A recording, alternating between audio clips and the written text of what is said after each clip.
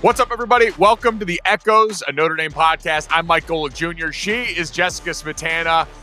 As always, make sure you download, subscribe, rate, review our show, leave it a 5-star rating. Check out our YouTube channel. Whoa, wait, what we got was a flag that? already. Oh. Jesus. False start on the podcaster. 5-yard penalty. Repeat intro. The familiar refrain from this weekend. It feels only right that, of course, we would also draw some laundry on here. That the dulcet tones of ACC official Jessica Smetana. Jess, so you are going to be our window into the soul of the Notre Dame fan base from this past weekend. Because while we get to come back here and celebrate another win, Notre Dame being above 500, defensive progress from the Irish that felt good against a very good offense from Boise State coming into this game, in addition to some of the stuff with the offense that we'll get to. This was a weekend, no doubt, marred by officiating in a way that seems to have driven our fan base, our Notre Dame fan base in South Bend, to booing an officiating crew off the field. Jess, have you ever seen anything like that? I can't remember the last time I saw the fans boo officials off the field in a 3-touchdown win. That was what stood out to me, because I've seen the officials get booed before at Notre Dame Stadium, but that was the first time I've ever seen them get booed off the field loudly. Fans on their feet screaming at these officials in a win that was in no way was that win impacted. Like, Notre Dame was going to win the game. They're the better football team. They had a 3-touchdown lead most of the end of the game. Like, it was crazy, Mike. People were really fired up about it. And I would also add, probably the most angry I've ever seen Marcus Freeman in a football game. Holy cow. He was not happy with especially the second roughing the passer call on Jason Anye. And you know what? I watched every angle of that play. He's got a point. Marcus has a point. That was a pretty tough call. It's Marcus is the parent that is usually the good cop, that when you've pissed them off, you realize how far you've gone. Like the fact that this year, Marcus Freeman, who for the most part, very mild mannered, extremely handsome, all the things that we know, that after the Purdue game, we saw him despondent at the podium talking about their defense. And then here, this reaction, like this is the most fired up, I think, collectively we've seen Marcus during a season. Yeah. I can't remember the last time I've seen him. He's gotten angry with officials before, and it was notable that he mentioned in the post game this was the same officiating crew as last year's Virginia game, which was another game where he was really upset. There were tons of missed calls. That was when Jack Kaiser, the fake punt, and Jack Kaiser was really upset, and it was a great fake, and they said that it was an illegal formation, and it really wasn't. Did you know they changed the rule about that after last season? Really? And I'm convinced it's because of us. Yes, when I was getting ready to call games, I go back and look at the rules updates every year. And this year, they changed the specific rules about how you can be in formation on a punt in, I think, direct result of what they saw there, which is getting their nose rubbed in it after the fact that those officials were dead ass wrong about that. And everyone knew it but them. Exactly. So we're going to talk a little bit more about the officiating later, but we'll start at the top here, Mike. Really solid win from Notre Dame at Notre Dame Stadium. 28-7 was the final score against a Boise team that is obviously not as good as they were last year. But Boise State is a serious college football program. This is a good team, and this is a solid, good win from Notre Dame, even despite the fact that the offense, like you mentioned, a few struggles, a few miscues, but the defense played really well. And overall, I was there on campus. It was the hottest October game on record in Notre Dame Stadium. Blazing heat, like really, truly hot. Hotter than the Texas A&M game, hotter than probably any game I've been to in person since like 2015 against Texas, which was a scorcher, but at least it was a night game, so you weren't in the sun the entire game. But most people were in the tailgate lots, just passing out, dropping like flies. This was a really, really hot game. It was the Irish wear green game. Fans all in green. This is I think the third year in a row I've gone to that game, and I think Dan Hicks said it after the game. Notre Dame right now 8-1 in the Irish wear green games, and the one loss obviously Ohio State 2023, which we don't need to talk about. But Mike, really good vibes, good atmosphere, fun game. I was just going to ask, like, what it was like, because this is always an interesting time on campus for Notre Dame where, hey, in this day and age, you still got a chance for the playoff. But, like, I remember being in South Bend when I was a player on the team where markedly less fanfare going into the year, less was expected of us in a lot of those seasons. But you lose 2 games in September, and all of a sudden, the home crowd can be a little sparse. The player walk can be a little bit dim. Overall, this still felt like a fan base that is bought into the football team from what you saw. I think so, 100%. I would say that I think any negativity in the stadium was directed at the officials, because there was a point in the third and fourth quarter where there were so many stoppages that I think from just a fan perspective, like, it was tough to watch. Like, it's not a good product when there's that many stoppages in a row, especially on interceptions, on like big sacks, on first downs getting called back, like the Eli Raridan offensive pass interference. And then Boise State, a couple plays after that, had an offensive pass interference that was called when I really didn't see it there either. I mean, it was a lot of stoppages, Mike. And so I said it was a fun game. It was a fun game. I thought the Jadarian Price touchdown was like a top 3 run I've seen on any Marcus Freeman team, with number 1 obviously being the Love touchdown against Indiana in the playoffs. But other than the officiating and stuff, like, it was definitely, fans were excited to be there. It does suck when you get to the point in the game where every time a big play happens, your first instinct is not to celebrate, but to look and see if it's going to be ruined by laundry. So, yeah, inexcusably bad from that officiating crew, and they're going to hear about it plenty, and deservedly so. But glad to see campus was hyped. Notre Dame now moves, by the way, to, I think according to Matt Brown at Extra Points, 6-2. Coming off non-pandemic fall releases of Taylor Swift albums historically. So awesome to see that. Notre Dame responding well to Life of a Showgirl. You're not going to like this, but Taylor Swift was one of the options in the what should the band play next thing that they put on the video board. It was like All the Small Things, Crazy Train, Taylor Swift. When they mentioned Taylor Swift, the Notre Dame fans booed Taylor Swift in the stadium, Mike. They booed Taylor Swift. It was pretty loud boos too. The fans did not want to listen to You Belong With Me. Well, you know what? Listen, I love our fan base dearly. I've been at odds at times going back to Snowball Gate, and this is one of them where I'm just going to acknowledge that they're dead wrong and move on and enjoy the rest of what was a great day there. So, Jess, I think aside from our fans' collective bad taste in music, a lot to celebrate in this game, right? 4 turnovers on defense. Should have been more, but yes.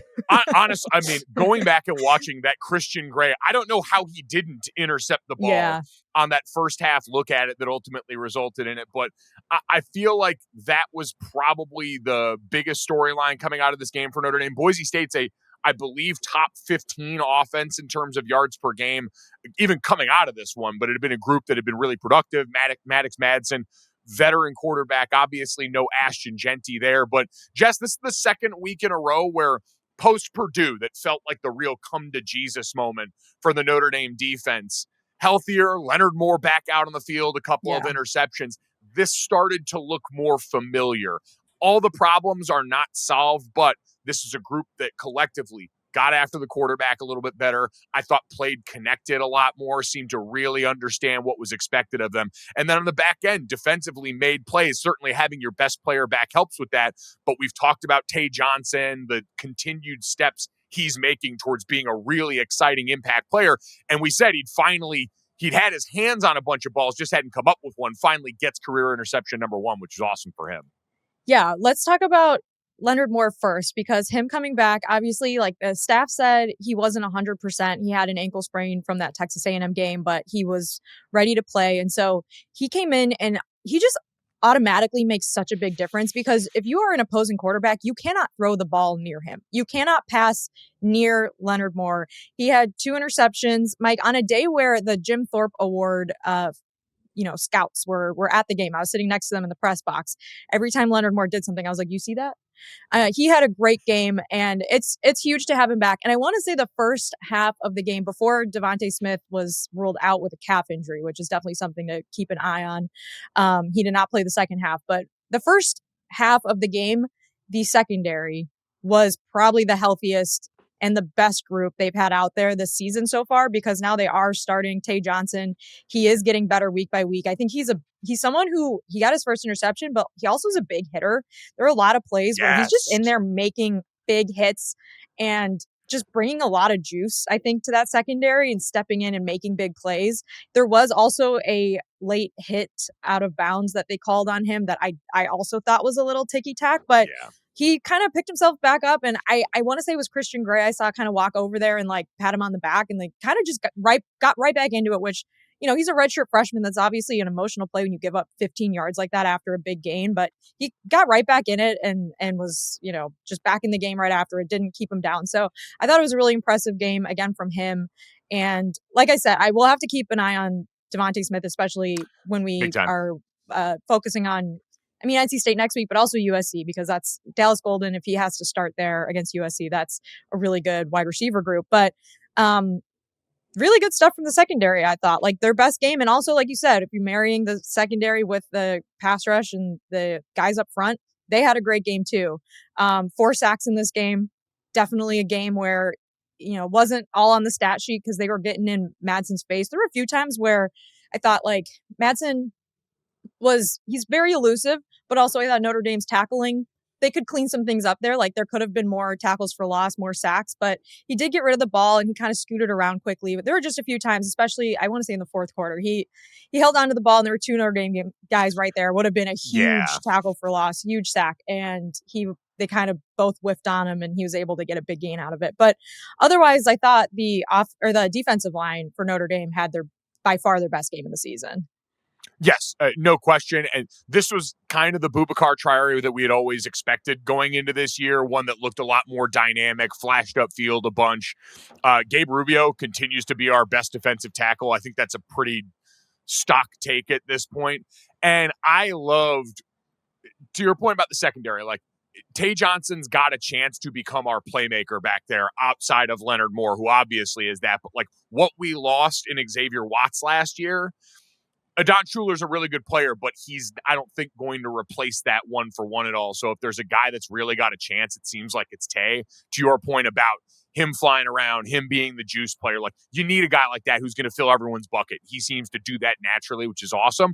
But I liked our linebacker rotation in this game a lot more too. We had asked where Jalen Steed was, showed up a bunch in this one. KVA had another awesome game. So it feels like they're getting a really good sense of what everyone fits in the picture at linebacker. And I don't know, as someone that had been wondering where 3 was specifically, it was nice to see a lot more of him early in this game. Yeah, I don't think he played very many snaps. I think he only had around like 24 snaps, but he makes an impact when he comes in for sure. And that interception it was after the Anye sack. It wasn't a sack because he got rid of the ball, but it was a hit after, you know, they called roughing the passer. That was when Marcus Freeman got really animated, led to an interception, which I kind of am bummed for Jalen Steed because that should count. Like that was a really good play by him. It was very athletic. But you're right. He had a good game. And I saw from Jamie Oyama at Irish Sports Daily, Notre Dame had 27 total pressures and 41.7% of the dropbacks from Maddox Madsen were pressures. So that is a much higher rate than they previously had been getting on quarterbacks during dropback situations this season. Like you said, KBA, he's great. Finished with 8 tackles according to the Notre Dame game log, 1 tackle for loss, 4 pressures, 3 run stops, and a pass breakup. So that's pretty good stuff. And Drake Bowen also, like, another, like, he's solid. I think maybe we can just say the Miami game kind of an anomaly for him. Like he's just been really good since then. And I'm not that concerned about it, but overall, like really, when you get pressure up front and everyone's working together, it's beautiful stuff. The team was, I thought, way more aggressive in tackling. I thought the pressures were more aggressive, more blitzing. I don't know the exact blitz rate, should have looked that up, but I just thought like overall really much more enjoyable to watch defensively. Yeah. It looked more like what we had gotten last year. And this is my concern coming off this. So the thing I'm going to like flag is, did that against an opponent where Notre Dame felt athletically superior. I would comfortably say is the situation. And so I hope they still give them opportunities to do that against USC, against programs where you're going to have better athletes out there, because I think they've earned that based off past experience. And so this is usually, this stretch that Notre Dame's on right now is what we talked about at the beginning of the season. most other teams got with the way they scheduled to start the year. You get a few games where everyone feels good. You get reps at the stuff you're good at. You get to play downhill and fast and impose your will. Notre Dame had to start the season with two now top 5 teams in Texas A&M and Miami, and it looked like that at times. And you had to deal with guys being in different positions, younger guys forced into duty. And so Notre they were Dame's close games. They were, right. One was a field goal, one was 1 point. Like, I can't stress that enough. But yes, absolutely. To your point about Boise State, like, yes, this is a team where Notre Dame should be in a higher weight class if they're doing things right than Boise State is. But Boise State, they're not. Like, they're a competent football team, all of the procedural penalties aside. Like, they are not your typical group of 5 team. Like, this is a team that had real playoff aspirations this season. Unfortunately, lost early to South Florida, now loses to Notre Dame. Still could win the Mountain West. Like, they're still in it in a pretty competitive G5, G6, whatever we call it now, conference. So, yes, like, Notre Dame should be able to win one-on-ones against teams like Boise, but it's not like there's a huge gulf in between them, right? Like, you still have to go out there and actually do it, which they did. And again, we mentioned this a little bit for Notre Dame last week, but I think this even more applicable, right? Notre Dame had lost games like this in the first 3 years under Marcus Freeman. So I also don't want to take for granted a maturity in the approach of how you go out there and handle business in a game you're supposed to win. We'll get to other teams around college football that spit the bit on games they were supposed to win. But no, I think that is a big step. And you're right. Boise State comes in with a well-earned reputation for being a team on par with, Notre Dame, or at the very least, most of like the middle of the pack P4 teams. There's a lot of them that would love to have Boise State's success and consistency year over year. So they win a lot of games. Yes, they do. So big one there. All right, we talked a lot about the defense. Let's take a quick break. And when we come back, let's take a look at the high-flying Notre Dame offense and where we grade them after a 28-point performance here on the Echoes. College football not feeling as juicy as it once did? Let me put you onto something that'll shake up your Saturday and every other day of the week. Because now that Wendy's has crispy chicken tendies and a powerhouse lineup of new sauces, it's time you transfer to the hottest team in the league. That's right, Team Tendies. Wendy's Tendies. They're making their undeniable rookie season one for the books. Enjoy first-string flavor from some 5-star recruits. Rep your new favorite team everywhere you go, but make sure to cheer with your mouth closed. Take it to the end zone of savory sauces like honey barbecue, creamy ranch, and the new Wendy's signature sauce to experience a total taste bud blitz of flavor. It's time to join a team that won't upset you with an upset. Taste the phenom that's gracing the gridiron with its juicy, crispy, and tendery tendencies. Don't fumble the bag. Commit to Team Tendies and call the most delicious plays in the playbook. All right, huddle up, guys. Tendies on 3. Tendies on 3. 1, 2, 3, Tendies. Let's do this. Wendy's Chicken Tendies, now at participating U.S. Wendy's. All right, welcome back to the Echoes. At the Echoes ND Pod on all social media is where you can check us out. Jess, we'll get to the offense here in a second. Notre Dame's offense that was coming off a week at Arkansas where they were the toast of the town, puts up 28 points in a game that had some moments they'll definitely want back. And that includes, I think, for the first time this season, our quarterback in CJ Carr. But before we get to that, you were also on campus this weekend for the game, and something else interesting that happened on the Friday before, Irish Jam, the Notre Dame basketball showcase over on Eddy Street. I saw pictures, looked awesome, but what was that like in person? Yeah, so Notre Dame set up a big half court right in the middle of Eddy Street, like right in front of Urban Outfitters, that section of Eddy Street. And I thought it was really nice to see both basketball teams like come out and interact with each other. And they did a bunch of, sort of like all-star game type skills challenges and 3-point contests and stuff like that. Overall, I'd say like very solid event. I'm sure they'll probably switch things up if they do it again next year and maybe like take out some of the downtime. But I thought it was a cool event. I mean, I think it was seemed like the players had a great time.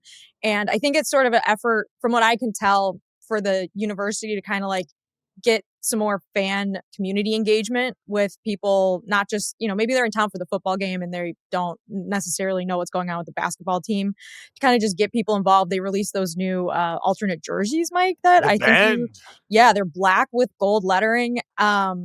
I have seen criticisms that these look like Purdue uniforms. No, they don't. It's a completely different color of gold. They look very cool. All of the Bend merch was awesome. And I don't know, back in my day, we had the ugliest highlighter green Adidas alternate jerseys for the men's basketball team. These are way cooler than that. So I'm not complaining about the bend unis. I think they're pretty cool. That picture of the Adidas alternate basketball jerseys from that year will live in infamy for the rest of my days. So yes, a far cry from that. I love that our basketball team plays a little more fast and loose with some of the color stuff. They've done great white and gold mocks in the past and taken some chances with the jersey, and these black the bend ones. Awesome. To your point, and I always think our women's basketball team has been the team of the South Bend community. Like when you go to games at Purcell for the women's basketball team, the local community, especially some of the older South Bend residents, love showing up and showing out for the women's team. So I love that. An activation like that in a day and age where everyone's looking for ways to have these fun activations, since we don't do like Midnight Madness anymore for college basketball. I was out in Arizona for their Red Blue scrimmage where they did a lot of similar stuff this weekend when I was calling that game. This is awesome, and it stands out. It draws attention. It literally goes across the street on campus and extends that hand to Eddy Street. So I thought that was awesome. Yeah, and both teams have, the men's and women's teams have local stars playing on the team. So I think it makes a lot of sense. There were also like young, kids playing on the court earlier in the day. So I think it's a good idea. And, it was cool to see. It's cool to see Hannah Hidalgo and Cass Prosper and all the Neil Ivy. Like, they're superstars to me. So very cool to see them. And then, Mike, big, huge women's basketball recruiting news. The next morning, the number 9 recruit in the 2026 Girls SportsCenter Next 100 class, JC Abi, committed to Notre Dame and put out a little video surprising Coach Ivy with her commitment. So that's very cool. That is a big commit, big get for Neil Ivy and the Irish women's team. And so, yeah, it was a big hoops weekend, despite the fact that it was also a big football weekend. Yeah, those things should coincide, though. Like we've talked about this, the synergy among the different coaching staffs on campus, especially with Niel, Marcus, both being young, coming in around the same time and taking over these programs. It's awesome to see that work out. So congrats to Niel. Hopefully we'll get her on the podcast at some point here. Would love to chop it up ahead of women's basketball season. So big congrats to the program, both programs there, for what looked like an awesome event. Jess, let's talk about offense from this last game. So Notre Dame had been coming into this game as the offensive note from the week prior. It seemed like early on, some of the same pitfalls from earlier weeks that kept it from being maybe a more explosive offensive day, even if it was still a very good one when you win by 3 touchdowns, albeit aided by the turnovers that you got on defense. You saw it in person. I want to start there. What did it look like, and what was kind of the reaction that you got in the stadium from what we saw offensively? Yeah, I mean, it was one of those things where it was like, it was all right there for the offense, and they just needed to, not to steal a buzzword from Marcus Freeman, but they just needed to execute better, because their offense really was dominating. I mean, the first drive of the game, they go right down inside the 5. Love gets inside the 1-yard line. Then there's a false start from Billy Shroud, which doesn't happen very often. So it's not like that's kind of a freak accident. And then like I think it was on the wild card snap or wildcat snap too. So, maybe like that's a timing thing you need to work out there on that play. Then Raritan gets it inside the 1, then it's 3rd down, and then they get stuffed on the wildcat. And so it's like just a lot of things went wrong, I think, on that just final inside the red zone part of that drive, which doesn't, and Dan Hicks even did the announcer curse when I listened back to it. He's like, Notre Dame's great inside the red zone. So I'm putting that one on Dan Hicks. The wildcat stuff, maybe not the right time and place for that call. CJ Carr is there. He's maybe supposed to make a block, but doesn't. But Love gets stopped by the inside guy. It's just, ugh. That's my thing with Notre Dame's wildcat experience so far this year is I'm fine with a little wildcat every now and then. Put both the backs in the backfield. Like, let me get both of those guys. God loves CJ Carr. He's been a revelation and does so many things well. But this is the second snap that I can call to mind pretty readily in the Wildcat this year where he's too close to the point of attack. The whole point of putting the ball in a running back's hands at the snap is to make yourself +1 in the blocking scheme. You now have an extra blocker at the point of attack, as opposed to when you've got the quarterback back there when he's not a run threat holding no one. When you put CJ Carr at the point of attack, you're adding a defender that he's not going to help you offset. And this happened in another game where I think Jeremiah Love got stuffed in a run. It might have been the Purdue game. I forget which one. But you then had a guy at the point of attack they couldn't account for. And the same thing kind of happens here. So I'm fine with the Wildcat. And listen, Mike Denbrock has designed plenty of great plays. It's awesome. Offense has been awesome so far this year. But that's just one that's shown up a little bit too consistently where the quarterback being in the picture ends up being a net negative for you on what that's supposed to do for your offense. Right. And so it was honestly, the first half was pretty frustrating because it felt like Notre Dame should have been leading by 3 or 4 touchdowns just in the first half alone from that first drive. And then also CJ Carr, the rare just miss on a wide open Will Pauling. And he looked pissed when he went back on the sideline. He knew he had it and he just threw it a little too far in front of Pauling and to the left. So, I mean, that again, it's like two things, the false start on Trouth, the J-Love stuff, and then like that missed throw where if you're playing against a team where your defense is giving up a lot of points and they're able to really move things along, like that's not very good. But Notre Dame's defense really helped them win this game because they were making so many stops. And it really did feel like when Notre Dame scored their second touchdown, because of course we'll mention the, right now the special teams, the place kicking snafus. Notre Dame's special teams kicker, Noah Burnett, out again, ongoing hip injury. It seems like he came back last week, sat for the second half, not playing in this game. So freshman comes in, first kick is blocked, wasn't a very good attempt. So like Notre Dame ends up scoring their second touchdown on a drive where they're just moving the ball really well, go for 2. And that was kind of where it felt like they were back in control offensively. Yeah. But yeah, there were a lot of really good things from the offense. Jordan Faison is awesome. Another stat from Jamie Uyama, 24 catches this year for Faison, 20 first downs. That's absurd. And a lot of those catches, Mike, are happening behind the line to gain. And he's able to shake off a defender, make a little spin move, turn, put his shoulder down and get the first down. He's not just beyond the line to gain catching the ball all the time. Like he's making plays. Like he's doing a lot of things with his feet, with his body that are really impressive. He's our best run after catch receiver, I think, by far. And is developed to the point now, like, looks like a legitimate NFL slot receiver when it comes time. The only reason I hate saying that out loud is because I feel like eventually we're going to lose him in the lacrosse team when he commits full-time to football for a guy that's been a very important Notre Dame lacrosse player as well, and a team that we'll talk a ton about here. And I do wonder if at some point he's going to look out and I think rightly see, hey, I have Sunday in my future if I want it. He's been sensational. Really, Jess, I mean, the running backs were awesome again. Yeah. And I want to point out, we talked about this when we had Jeremiah Love on last week.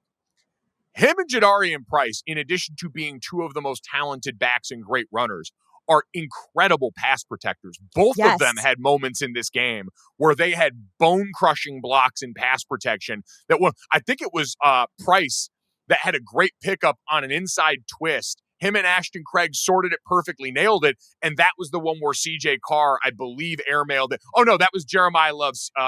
Price had it on another one and an out route to Faison. But either way, they were both excellent in that phase of the game, as were the wide receivers. Like, this is a group of dudes that takes the challenge seriously to go out there and, like, live that when people say wide receivers, no block, no rock.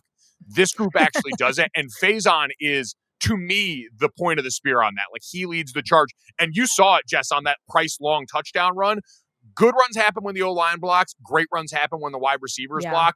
And him, Malachi Field, everyone was downfield putting in work on their guys. So awesome stuff from our skill guys. Let's just talk about that run for a second. That was a holy shit run. So watching that from the press box at Notre Dame is on level 9. It's extremely high up. It is basically the all 22 50-yard line angle. And you see, I mean, like right when he gets the ball, there's defenders all around him, right? You see him like get past that first level and you're like, okay, wow, this is a good run. You see him get past the second level, you're like, this is a great run. And then he keeps going. They cannot get him down. And there's good blocking involved. There's good cutting from Price. There's poor form from Boise. Like, it's all of the things that you need to turn what could have been just like a solid first down run into a 50-yard touchdown run at a time where Notre Dame was already up. They had the lead and were just kind of looking to kind of pile it on a little bit more. Really solid, amazing, great stuff from Price. And like I said, probably behind that Jeremiah Love touchdown in the playoffs, probably one of the better runs I've seen in that stadium in a really long time, just from a pure, like, holy shit, he turned a good run into a awesome touchdown, like just right in front of our eyes. Both of these guys are just a walking explosive play. Like, Notre Dame's offensive line this year is good. I don't think they're great. but I think they're good to, and they're improving each and every week right now. But if you give either of these guys a crease, they're through it. They're bouncing off tacklers. They're making something happen. The extra effort plays are remarkable. And this is the most recent example of that. So again, I feel like we've watched a lot of football, Jess, collectively around the country. I don't see two other backs that combine that explosive ability with the ability to impact the game in protection. For Love, impact the game as a receiver coming out of the backfield, which we didn't see as much of in this game, but it's electric from those guys. They really, again, biased, but show me two backs collectively better than that in the country, and I'll keep waiting. And the capability for them both to have really good games at once, I think speaks volumes to both Mike Denbrock, Jaywan Sider, and both players not being, Price didn't get a lot of touches early in this game. Didn't matter. Like, he was ready when his name was called. And same with Jeremiah Love sometimes. Like, he's not getting a lot of touches at one point, and then he comes in and bursts through for a first down. Like, they both complement each other very well and are capable of having awesome games simultaneously, which is hard to do, I think, for if you're an offensive coordinator, if you're trying to balance things out, plan things out. But like you said, they're both weapons in similar but different ways and really complement each other well. So awesome, really cool stuff. And that's very different from last year, where Aeneas Williams was basically our full-time protection back. Third down came in, and Denbrock platooned a lot more last year. And so he would come in to do the dirty work in pass protection. And that's fine. And it was honestly incredible that a young guy was able to do that. But now having that versatility where the opposing defense can't see a back in there and go, I know the menu of plays that come with this, where now they've got to account for everything from all of those guys in an offense that gives a lot more of that. Like, to your point, Jaden Greathouse was out this game dealing with a hamstring, but I think so, Eli Raridon hasn't caught a ton of balls in the last couple of games, and unfortunately that was OPI. His big pass taken. It was pretty ticky-tack, Mike. I'm just telling you, I watched that. What did you think on the one on Christian Gray was defending the Boise State player? Oh, I thought that was also OPI. Fighting? I thought both of those were, to me, clear OPI. So look, if you're going to call the second one, or if you're going to call the first one, call the second one. I thought both were kind of okay, whatever.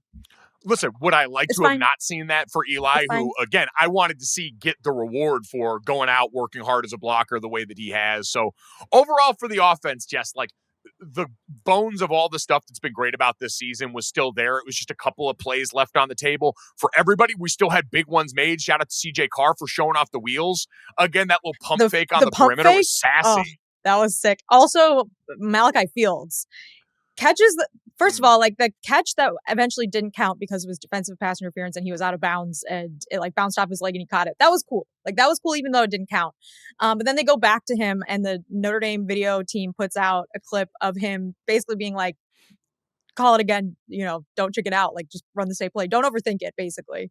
And then CJ Carr puts up that beautiful fade pass into the back end zone. He goes up and catches it. I know people hate that play. It's whatever, Mike. You can explain. It's not efficient and it shouldn't be called. But when you have a mismatch like that, which you get more often than not in college football than in the professional leagues, and you can put it in the perfect spot for your giant wide receiver to just go up and grab it, it's a thing of beauty. It is. I am generally against the goal line fade for all the reasons that you mentioned. But that being said, when you also have a quarterback that can put in those spots, let alone, mean, Malachi, what an NFL body on him in terms of everything you just mentioned. CJ Carr puts the ball in some fun places. That first slot fade touchdown to Pauling was insane where he dropped that ball. So more incredibly accurate stuff from one of the best Notre Dame quarterbacks that we've had in recent memory. And I already feel very comfortable saying that, which is, the wide receiver transfers are good. Pauling is good. Fields is good. And the Notre Dame players Greathouse, obviously wish he was healthy, want to see more from him, but the plays that he's been in have been good. Faison is awesome. There's just been a lot of good wide receiver play kind of spread around this year, which was the hope, obviously. Multiple years into the Marcus Freeman situation, we haven't seen awesome wide receiver play all at once. We've had splashes here and there, and this was kind of the next step forward. But it's been really good. And so want to just mention that before I once again talk about the officiating, Mike. We just want to put a bow on this. You think the OPIs were fine. That's fine. Can we talk about the Anye pass, roughing the passer? Yeah. How do you call that? How do you call that in a college football game? I thought that was terrible. I thought it was terrible.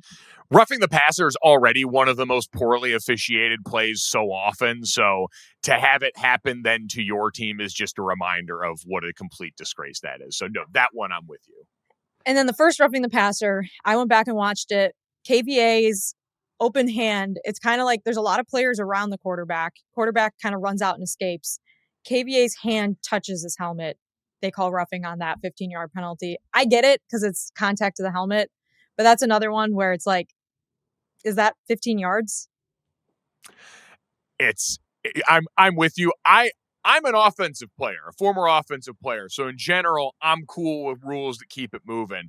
And this isn't just when it's our team, but I feel so bad for defenders because those are plays you're making in the midst of combat trying to give great effort. It's not a late hit after the whistle that's an egregious violation or You're not trying a to hit hurt out someone. of bounds where you got to know better. It's he's trying to reach out while he's getting hit by somebody else and make a play. And when your hand just happens to graze and it's like that, those are ones like as a coaching staff, I doubt you really spend too much time coaching up because you want those things from a player. Right. It's just sheer dumb luck that costs you 15 yards. It sucks. Right. And it's the difference between a havoc play, which Notre Dame's had been light on this year, and a huge gain for the opposing offense. Now, I do want to mention, because there were 24 penalties in this game, a lot of them were procedural penalties. I mentioned there was like one false start on Trouth. There was an offsides on Notre Dame.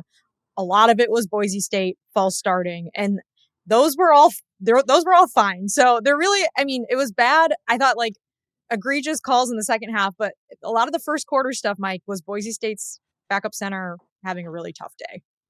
Which tons of empathy for my guy as a former backup center who made a start on the road at Palo Alto in 2011 and had 3 false start penalties called on him before that game. I can assure you that young man did not sleep well on Saturday night because Lord knows I didn't back in the day. So it's tough, especially when you're on the road and you're the one in charge of triggering all that stuff. So shout out to my guy over there. I feel for you. I'm sure, like you said, Boise State, plenty to play for this season. Yeah. Hopefully be a part of some more good moments there.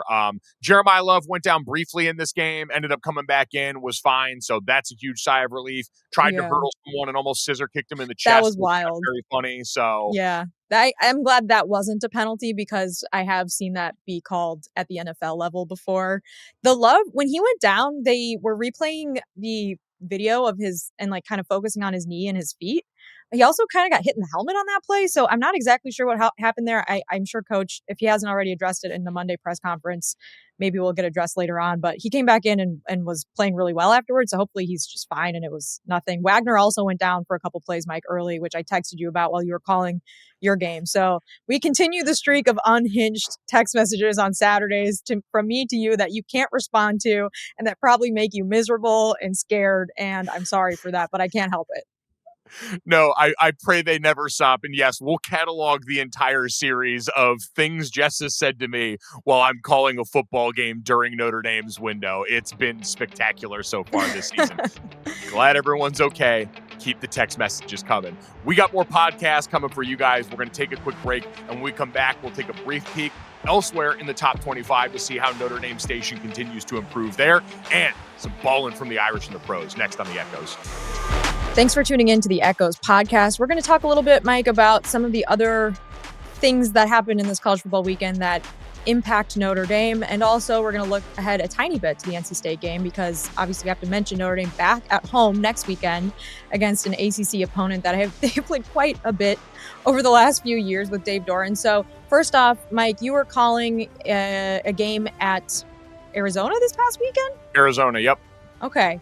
While that was happening and while I was at Notre Dame Stadium, Penn State lost to UCLA in a absolutely crazy game. Penn State has their second loss of the season so far. Texas takes their second loss of the season, both to unranked teams, drop out of the top 25 poll.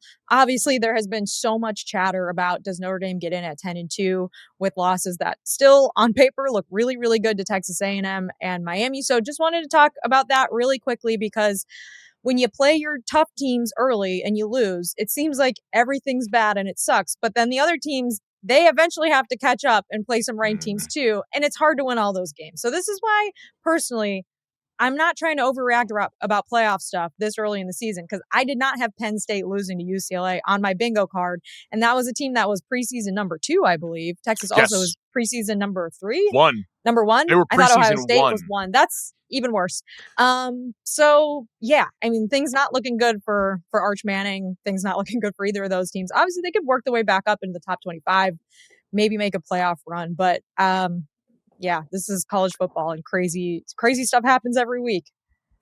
1985 was the last time that a team that was 0-4 or worse had knocked off a top 10 opponent, and it was James Franklin's third loss as a favorite of 14 or more points. He is 56-3 in such games.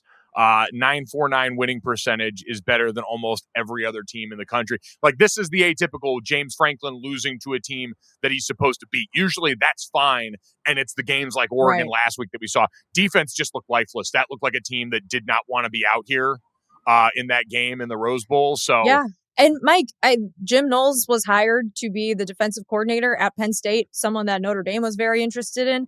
Obviously, earlier in this season, a lot of fans saying should offer Jim Knowles more money. Chris Ash stinks, whatever. All of this can change very quickly. It may turn out that one is better than the other, and it was kind of what we thought, but maybe it's not. We don't know yet. There's only been like 5 games, so this is why you have to just kind of wait and see how things go. Because you're right, as bad as Penn State's offense was against UCLA, the defense could not stop a UCLA quarterback who has struggled so much, has been sort of like the talk of college football for over a year now because of some of his struggles. And yeah, they, like you said, 42 points. That's a lot of points on the road in UCLA against a team that had not won a game. Unreal. Nico, I think, rushed for like 120 yards, and they were like back-breaking third and long plays that he just went and saw man coverage and took off. And yeah, that's a really tough one. But to your point, Jess, like, losing early has always been better than losing late in college football. And I know we're a podcast that generally endorses being a hater, but Miami at 2, Texas A&M at 5 right now has aged well. Scary one for Texas A&M against Mississippi State for a little while in that game. Miami jumped out and almost let Florida State back into that one. So overall, that's working out well for Notre Dame right now, as is them just playing better. Like, we can make it about us there. Yeah. Looking ahead a little bit, speaking of enemies getting together, USC could help Notre Dame a lot. Unranked right now, getting ready to square off against Michigan, who's ranked 15th, just ahead of Notre Dame. This game in Southern Cal, I believe. Yeah. So Michigan going to have to go on the road and do that there. They kind of an uninspiring performance against a Wisconsin team that most people wondered, would they be one of the next teams to fire their coach if things kept going this way for Luke Fickell. So that a really interesting 1-1 because it's probably Notre Dame's 2 biggest rivals squaring off in a game that sure most Notre Dame fans like would prefer no one win. Yes, but if USC did pull this off, it would be advantageous for Notre Dame in a lot of ways. That is definitely the case because USC would have one loss to ranked Illinois team that, you know, has bounced back nicely from that horrific loss to Indiana. This is, though, the type of team that USC seems to struggle with a lot in the Big Ten, and Michigan's got a really good run game. If nothing else, it will be good for Notre Dame to see how USC tries to defend that run game. And all of that being said, Notre Dame still has to play a game on Saturday and win, Mike, against CJ Bailey and Hollywood Smothers, the absolutely amazingly named running back for NC State, who's been great this season. NC State's offense, they're kind of fun. Like, they're going to put up points, I think. This is going to be another test for Notre Dame's defense. But the flip side of that is, like we said, Notre Dame's not playing a lot of elite defenses the rest of the season. So if the offense can fix some of the miscues they had against Boise State, this is a game where I, again, expect the offense to really be able to run the ball and really be able to, CJ Carr be able to score a lot of touchdowns and score a lot at home next weekend. Another big maturity test too, right? Classic look-ahead spot where you do have USC coming to town the following week. Could be the last game in the history of that rivalry. Offense looks really good over there. So this is a spot where you learn about your football team's ability to go out and prepare each and every week. And yeah, you're absolutely right. This team, has that Virginia win that wasn't, you told me this wasn't a conference win. Yeah, it was a non-conference ACC game. So Virginia's still undefeated in conference play. NC State then also lost to Virginia Tech after they fired their head coach, Brent Price. So up and down season for sure for NC State. But like you said, it's the classic look ahead spot. You just beat Boise State. You feel really good about yourself, probably. I mean, maybe CJ Carr is not, because that kid seems like he does not like leaving things out there on the field. But when you have these 3 home games in a row and the last one is right before your bye week, it's, your big rivalry game. I could see how it would be easy to overlook a team that you've tended to beaten up a lot in the past, which is NC State. So definitely need to stay locked in on that one, Mike, because like I said, it could be interesting. I think the defenses, we're going to have to actually really see in this game. Has the defense taken the steps forward that we think they have? Big home game again Saturday. I think it's on Peacock. Is that right?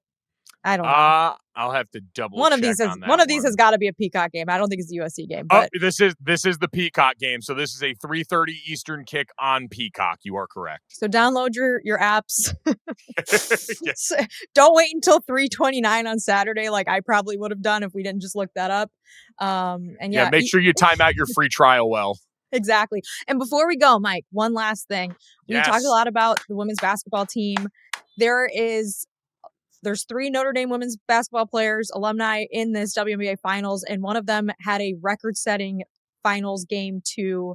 That is Jackie Young. She went on an absolute heater, and the Aces are up 2-0 in the series. If the Aces win, 3rd rings for Jackie Young and Jewel Lloyd. So I'm leaning towards the Aces. No offense to the Mercury and Kat Westbeld, but Jackie Young and Asia Wilson together, kind of an unstoppable pair right now, and I'd like to see it continue.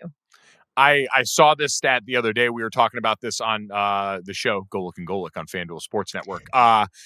Heading into the finals, Jackie Young and Asia Wilson, only the 2nd team in WNBA history to have 2 players account for more than 50% of a team's playoff points on a team that's won 8 or more playoff games. The other was the 2008 San Antonio Stars, where Becky Hammon was actually one of the 2 players on that team that managed to pull that off. So it's been Asia, Jackie, and no disrespect to everyone else, but the Pips for a lot of this season of the Aces. So nice to see her keeping it going. She was cooking. Yeah, she was absolutely cooking in the 3rd quarter. So check that out if you want to watch some Notre Dame alums in the WNBA. 7-game series this year. So yes, as many as 2 games to go. Probably will end up being more because now they go to Phoenix. But yeah, Mike, fun weekend in South Bend for me. Fun weekend of college football, I think, for everyone. And next week, big weekend for Notre Dame and, of course, for all the haters out there. So can't wait to see it. Want to give a quick shout out to one of our loyal listeners, Hannah Rose at Irish Playing Cards on Instagram. She's a 2016 ND alum, former band member, and Mike, huge Irish fan and crush on Brady Quinn. First crush, just like our producer Matt, apparently. Just so we like my wanted sister, too. Had a Brady Quinn fat man on our wall growing up. Just like me. But we love small businesses, so we wanted to shout out Irish Playing Cards on Instagram. High quality playing cards, and everyone needs a fresh, crispy deck of cards sometimes when they're playing drinking games or whatever they're doing out at a tailgate. So go Irish, and shout out to Hannah Rose. Enjoy the Irish. Enjoy the hater ball. We'll be back here as always next week. Thanks, and go Irish. Go Irish.